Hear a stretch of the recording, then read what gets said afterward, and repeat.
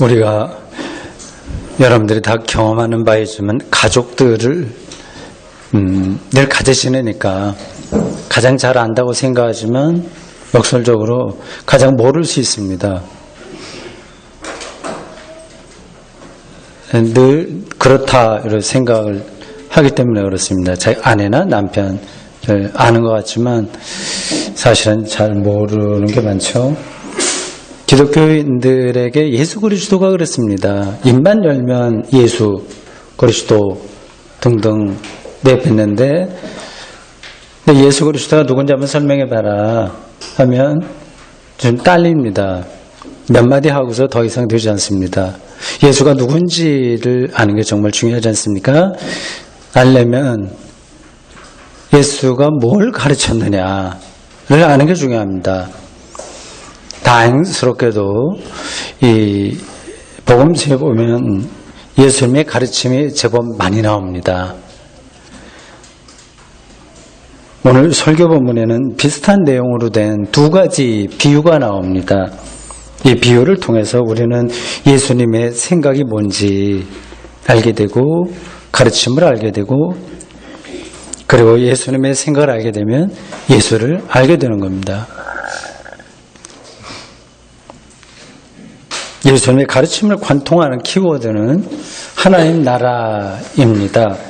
예수는 오늘 말씀 26절과 30절에서도 똑같이 나왔는데 하나님 나라는 뭐뭐와 같다 이렇게 하셨습니다. 하나님 나라는 예수님만이 아니라 모든 유대인들의 주요 관심이었습니다. 사람들이 다 관심이 다르잖아요. 이런저런 관심을 갖고 살잖아요. 유대 민족은 특별히 하나님 나라에 대한 관심이 모든 것이었습니다. 세례 요한도 유대 광야에서 마태복음 3장 1절에 따르면 회개하라 천국 즉 하나님 나라가 가까이 왔다고 외쳤습니다. 유대인들이 하나님 나라를 앙망하고 그렇게 외친 이유는 두 가지입니다. 쓸데없이 그런 얘기를 하지 않습니다. 하나는 세상이 근본적으로 왜곡되었다고 하는 사실입니다. 그런 것 생각하지 않으면 하나님 나라를 생각할 필요도 없습니다. 유대인들의 역사는 주변의 패권 국가들에 의해서 나락으로 떨어지곤 했습니다. 그들의 역사에서 가장 큰 사건은 기원전 587년에 있었던 바벨론에 의한 예루살렘 함락입니다. 그리고 예수님 당시에도 그 바벨론 포로 사건이 엄청난 이 재앙이 있은 다음 수백 년 지난 예수님 당시에도 로마 제국에 의해서 지배받고 있었습니다. 유대인들은 세상이 패권 국가들에 의해서 왜곡되고 부패했고 정의와 평화가 철저하게 손상되었다고 하는 사실을 뚫어보았습니다. 다른 하나는 왜곡된 역사의 회복은 사람의 힘에 의해서 실현될 수 없다는 사실입니다. 바벨론 포로 사건 이후에 유대인들은 자신들의 힘으로 정치나 경제나 도덕운동이나 그 어떤 것으로도 세상의 악한 질서를 바꿀 수 없다고 생각했습니다. 그래서 당연히 하나님이 직접 통치하는 순간이 올 것으로 기대했습니다. 그게 메시아 사상이기도 하고 묵시 사상이고 하나님 나라가 오심에 대한 철저한 절실한 기다림이었습니다. 이 하나님 나라에 대한 유대인들의 생각, 그들의 관점 이런 것들은 이제 기독교가 형성되면서 기독교인들에게 그대로 이어졌습니다. 그것을 단적인 단어로 얘기하면 예수 재림 신앙입니다. 우리는 예수가 다시 세상에 오심으로써 생명 심판을 하실 거라고 믿습니다. 이런 재림 신앙, 하나님 나라가 온다는 유대인들의 그 메시아 사상에 근거한 예수 재림에 대한 신앙은 자칫 이런 비판을 받을 수 있습니다. 그래 세상이 어떻게 됐든 예수가 재림하면 다 해결된다고 하니까 그래 그것만 내다보고 살지 그렇게 해서 탈역사주의, 몰역사주의다 그렇게 비판도 받습니다. 그건 오해입니다. 재림신앙은 가장 역동적인 역사 참여 신앙입니다. 하나님의 종말론적 심판으로만 세상이 완성된다고 믿기 때문에 현재의 악한 질서에 굴복당하지를 않습니다. 굴복당하지 않는 것이 가장 강한 힘입니다. 그뿐만 아니라 하나님 나라가 지금 이 역사에 우리가 살고 있는 이 모든 현실을 얘기하는데 미리 당겨져서 시작되었다고 하는 사실을 알기에 악한 질서에 저항할 수 있습니다. 말하자면 승리를 미리 내다본 사람들의 투쟁과 같은 겁니다. 그러니까 가장 역동적인 거죠. 이게 나에게 이익이 되냐 손해가 되냐는 관점이 아니라 이미 하나님의 승리를 내다본 사람들의 삶의 태도이기 때문에 탈역사가 아니라 가장 역사 참여적인 겁니다. 개인의 삶도 마찬가지입니다. 죽음을 준비한 사람은 일상을 허무하게 바라보는 게 아니라 오히려 생명 충만하게 살아냅니다. 지금 여기서 벌어지는 일상에 일희, 일비하지 않기 때문에 훨씬 더 역동적인 자세로 세상을 삽니다. 여기 초등학교 교사가 한 사람 있다고 합시다. 실제로요. 자영업자나 정치인이라고 해도 좋습니다. 그가 예수를 믿는 사람이라고 한다면 어떤 일을 하더라도 자신과 이웃에게 생명 충만한 일을 위해서 최선을 다하게 돼 있습니다. 그걸 맞봤기 때문에 그렇게 하게 됩니다. 다른 사람들이 인정해 주지 않는다고 하더라도 그 교사는 학생들의 인격과 영혼을 보살피려고 합니다. 상투적이긴 하지만 좀 더 적나라한 예를 들겠습니다. 우리가 6개월 후에 죽는다고 생각해 봅시다. 그러면 삶의 껍데기는 제쳐두고 삶의 알맹이에 집중할 겁니다. 더구나 죽음이 예수 그리스도 안에서의 생명 완성일 뿐만 아니라 그 생명의 완성이 우리의 삶의 이 현실에 우리가 먹고 자고 숨쉬고 하는 이 현실에 비밀한 방식으로 선취되었다고 하는 사실을 아는 기독교인이라고 한다면 무엇에 영혼의 촉수를 기울이면서 살아야 할지를 당연히 알게 됩니다. 이건 설명이 줘서가 아니라 저절로 알게 되어 있습니다.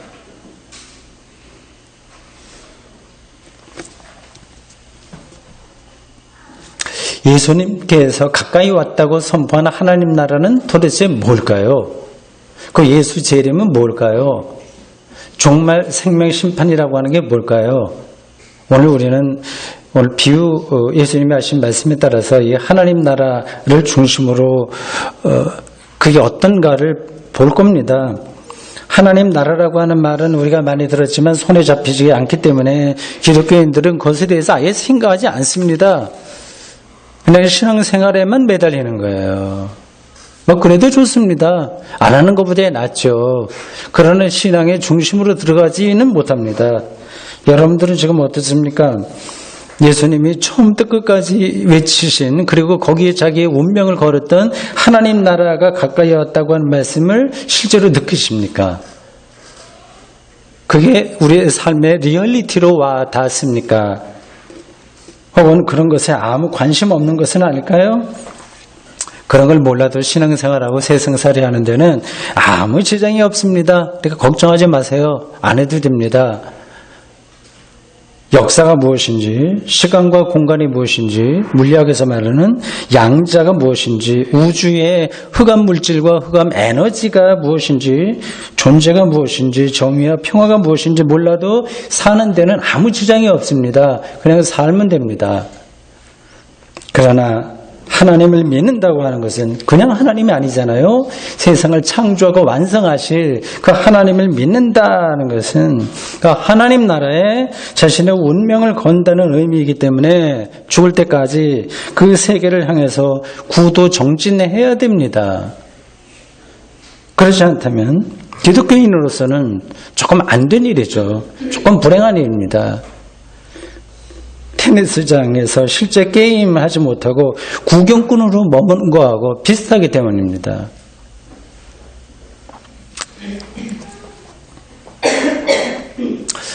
예수님은 하나님 나라가 가까이 왔다. 이렇게 마가복음 1장 15절에서 말씀하셨습니다. 이런 말씀을 들으면 좀 관념적으로 들릴 수도 있어요. 하나님 나라가 가까이 왔다.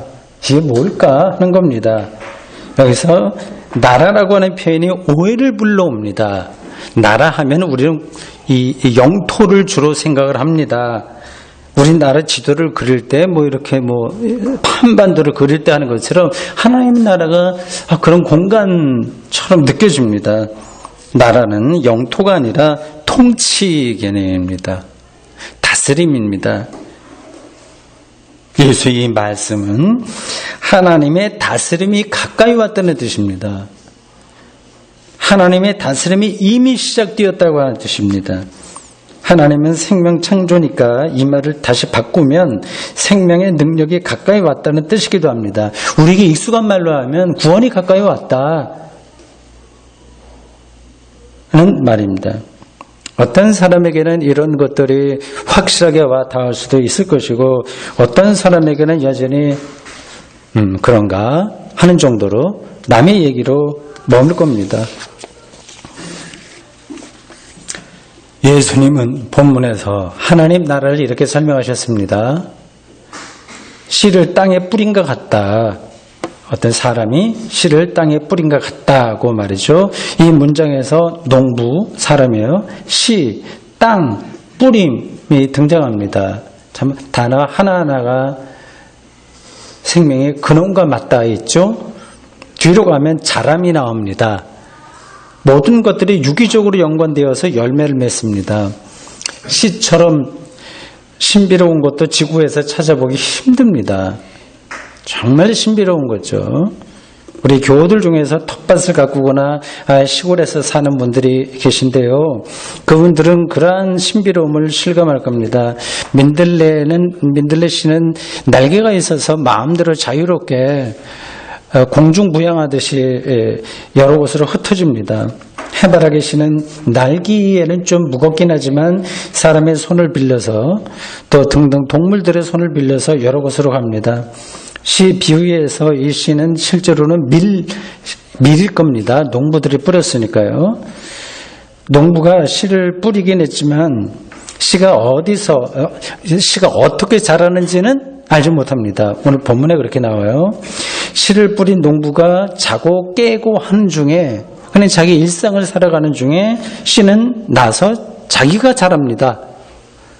아무리 부지런한 농부라고 하더라도 씨를 뿌린 다음에 자지 않고 와서 이 씨가 싹이 나나 안 나나 보자, 얼마나 자라나 보자, 그렇게 하는 농부는 없습니다. 그렇게 하더라도 눈에 보이지도 않습니다. 하나님 나라는 우리가 모르는 순간에 그 모르는 깊이에서 이미 우리에게 가까이 왔다는 뜻입니다.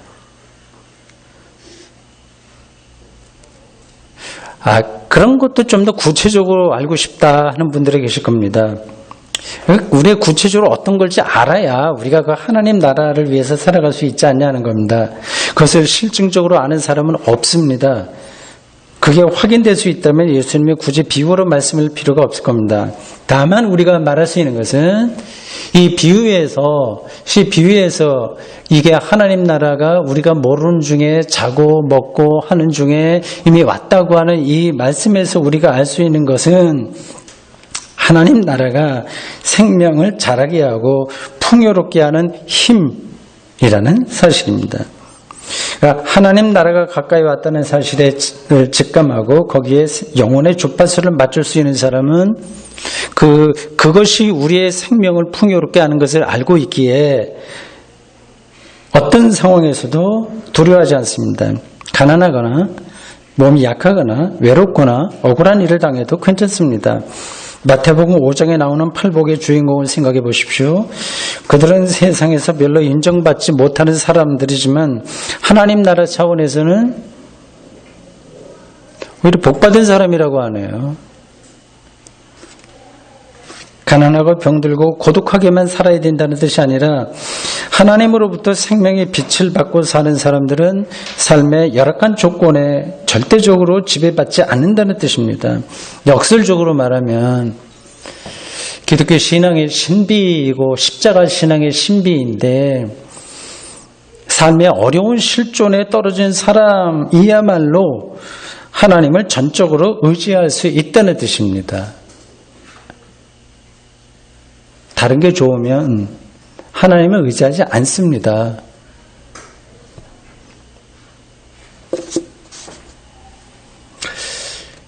저는 목사로 사는 사람이 그렇다면 설교하는 사람으로서 그 하나님의 나라를 어떻게 받아들이느냐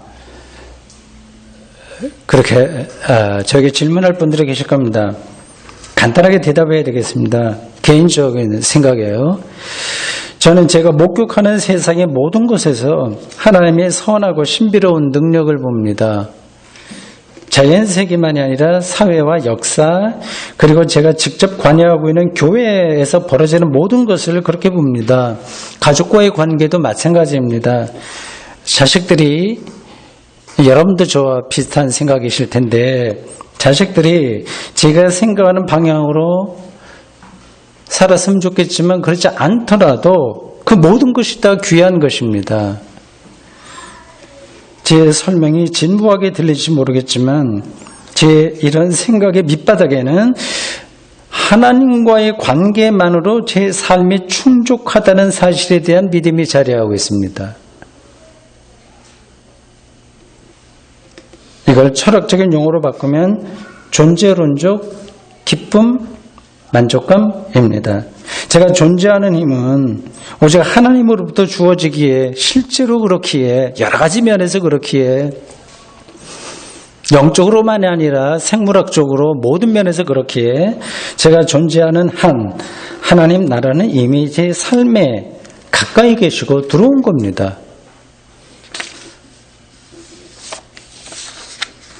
이 대목에서 아주 중요한 것이 있습니다. 마가복음 4장 28절에서 예수님은 땅이 스스로 열매를 맺는다고 말씀하셨습니다.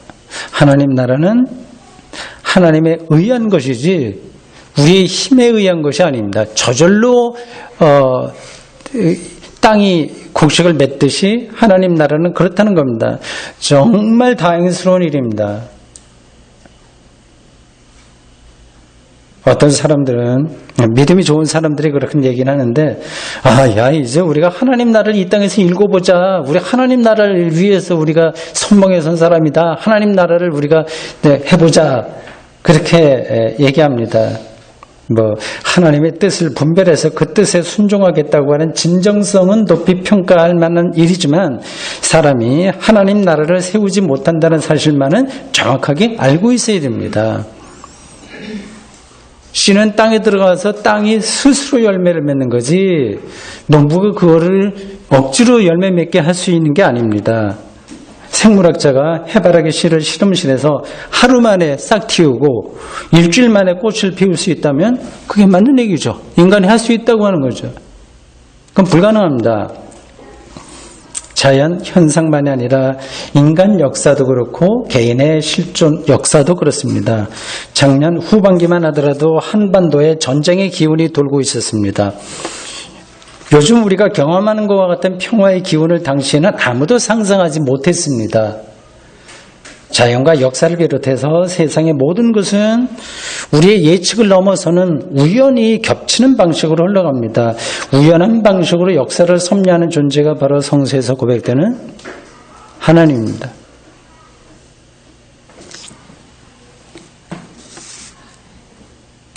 예수님은 마가복음 4장 30절에서 32절의 비유를 또 하나 얘기해요. 앞에서는 그냥 씨를 얘기하는, 두 번째는 겨자씨 비유를 합니다. 하나님 나라는 겨자씨 하늘과 같다고 얘기합니다. 이 비유에는 겨자씨가 두 가지 성격을 보입니다. 하나의 성격은 겨자씨가 유독 작다는 사실입니다. 그 예수님의 비유에 나오는 것을 그대로 제가 설명하는 겁니다. 눈에 보이지 않을 정도로 작은 겨자씨처럼 하나님 나라도 우리 눈에 뜨이지 않을 수 있습니다. 특히 세상이 제시하는 기준에만 마음을 두는 사람들, 그건 이제 크잖아요. 많은 거잖아요. 눈에 확 띄는 것을 기준으로 세상 사람들은 우리가 그렇게 살게 만들지 않습니까? 세상은 그렇게 우리를 요구하고 있는데, 그런데 마음을 두는 사람들은 하나님 나라를 더더욱 느낄 수가 없습니다. 우리의 삶과 이 세상에서 정작 중요한 것들은 보이지 않습니다. 우리 몸은 천문학적 숫자의 원소로 구성되어 있습니다. 원소는 눈에 보이지 않습니다. 원소 자체가 빈 공간입니다. 눈에 잘 뜨이지 않는 세계를 밝히 보도록 해보십시오. 예컨대 어린아이의 웃음과 울음소리에서 여러분은 어느 순간에 궁극적인 생명을 경험하게 될지 모릅니다. 그래서 제가 교회에 오는 즐거움 중에 하나가 저를 보면 웃는 어린아이 누구 하나가 있기 때문입니다. 다른 하나의 성격은 겨자씨가 훗날이 되면 처음에 상상할 수 없을 정도로 크게 자라서 무성해진다는 사실입니다. 성서학자들의 연구에 따르면, 그 보고에 따르면 그 게네사렛 호숫가의 그 겨자씨 나무가 3m 정도 자란다고 합니다. 겨자씨만이 아니라 모든 씨는 대단한 능력을 갖고 있습니다. 금년에도 저는 해바라기 씨를 마당에 심었습니다.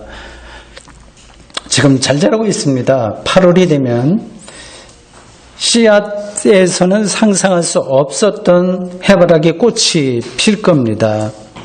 기적이죠. 마법이죠. 기대가 됩니다. 모든 씨는 이런 잠재적 능력을 담지하고 있습니다. 하나님 나라가 씨처럼 우리 영혼에 심기면, 씨처럼 우리 영혼에 심기면 생명의 풍요로움이라는 결실을 맺습니다. 많은 기독교인들이 그런 것을 경험합니다. 이걸 좀 여러분들에게 확 와닿게 하기 위해서 속된 표현으로 하면 왠지 자신이 부자가 된 느낌이 듭니다. 신앙의 깊이로 들어간 사람일수록 술 취한 사람하고 비슷하게 삽니다. 술에 취한다는 거하고 성령에 취한다는, 생명의 영인 성령에 취한다는 게 비슷하게 나타납니다. 현실의 많은 문제들을 골치 아프게 생각하지 않습니다. 쉽게 지나갑니다. 너그러워집니다. 이해심이 많아집니다. 그리고 돈도 통 크게 씁니다.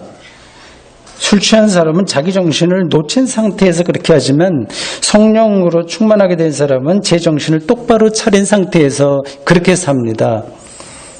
술 취한 사람은 자기 행동을 나중에 후회하는 경우가 많은 반면에 기독교 신자들은 삶에 대한 태도가 더 단단해집니다.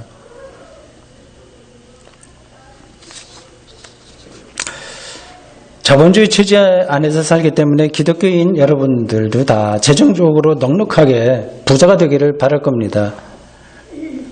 꼭 부자는 아니라도 빌리러 가지 않을 정도로 살겠다는 대다수는 그렇게 하겠지만 그래도 이 자본주의 시스템이 우리를 그 재물에 재정에 기울어지게 합니다. 여러분은 창조주 하나님의 자녀들이기 때문에 이미 비교할 수 없을 정도로 큰 부자라는 사실을 알아야 됩니다. 너무 부자인 거예요. 이미 부자지만 그게 실감이 나지 않을 뿐입니다. 동의하시나요? 부자냐 아니냐의 여부는 재산의 크기가 아니라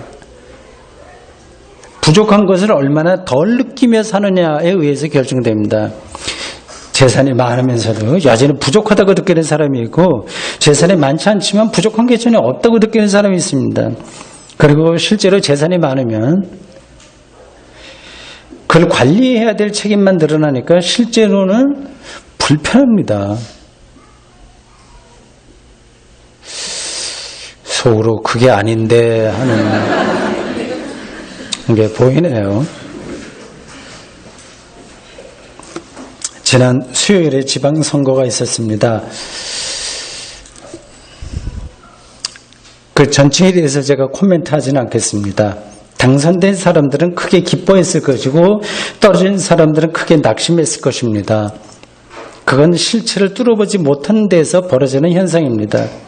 시장이 됐다거나 도의원이 된 사람들은 그만큼 할 일만 늘어나는 겁니다. 짐이에요. 당선된 순간만 즐거울 뿐이지 모든 것들은 다 일상으로 떨어지게 됩니다. 시장이나 도의원이나 자기들이 하는 업무만을 통해서 존재의 기쁨을, 생명의 환희를 느끼는 사람은 없습니다. 그런 일들은 사무실에서 사무를 보거나 공장에서 냄비를 만드는 사람들의 업무와 다를 게 전혀 없기 때문입니다. 똑같은 거예요. 책임만 많아지는 업무를 왜 나서서 하겠다고 하는 것인지 저로서는 이해할 수 없습니다. 아마 다른 중요하지 않은 이유가 있겠죠.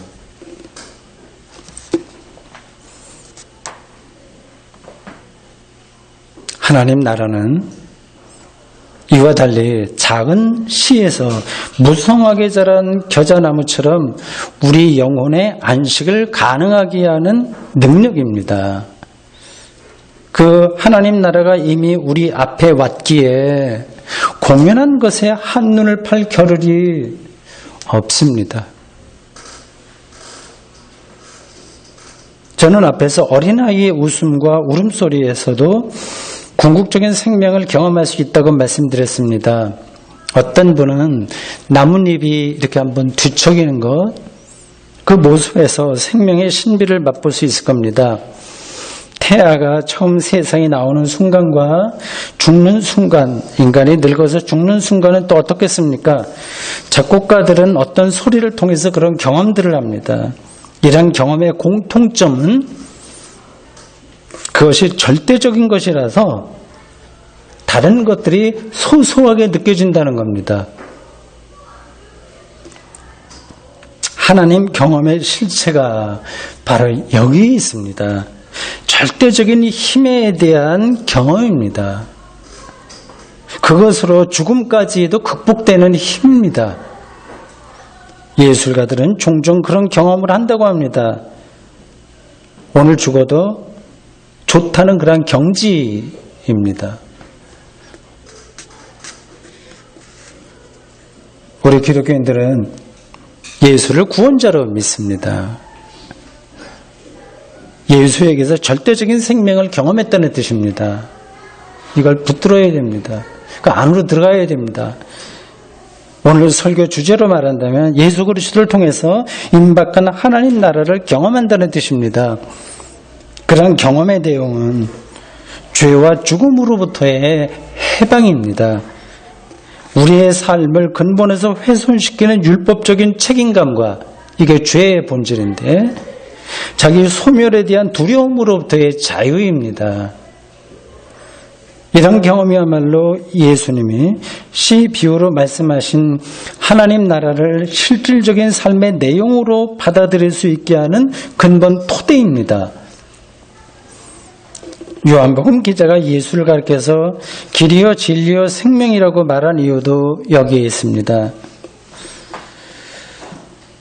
지금 설교하고 있는 저 자신은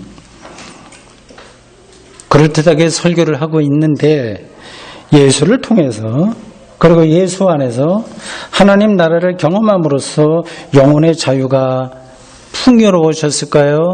여러분들은 저를 어떻게 생각하십니까? 제가 구원에 실질적으로 접근하고 있을까요? 저의 대답은 여러분들에게 중요하지 않습니다. 여러분 스스로에게 자문해 보십시오. 아멘. 주님, 오늘 저희들 예수님이 전해준, 그래서 마가복음 기자가 다시 우리들에게 중간 역할을 해서 전해준 하나님 나라에 대한 시 비유를 들었습니다. 작지만 무성해지는, 사람들이 무시하는 것 같지만 결국은 생명의 완성과 안식이 되는 하나님 나라에 대한 열망이, 갈망이 새벽을 기다리는 파수꾼처럼 우리 영혼 안에 가득하도록 주님 붙들어 주십시오. 예수님의 이름으로 기도합니다. 아멘.